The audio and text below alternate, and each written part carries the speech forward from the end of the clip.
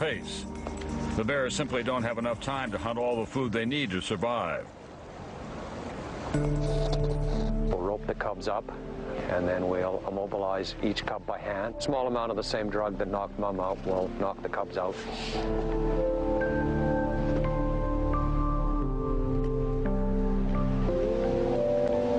12.5 pounds for cub 3.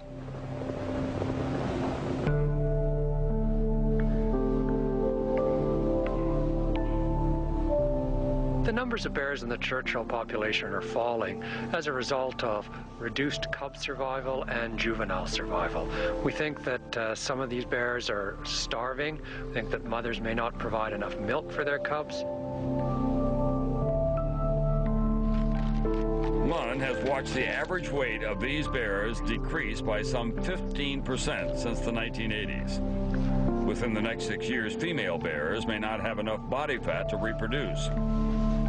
The chances that these triplets will survive to adulthood, let alone make it to next fall, are slim. They're likely to become another statistic in Lund's database of a species on its way to extinction. It makes me sad to think that I might be the last person working on this population and be known as a polar bear historian.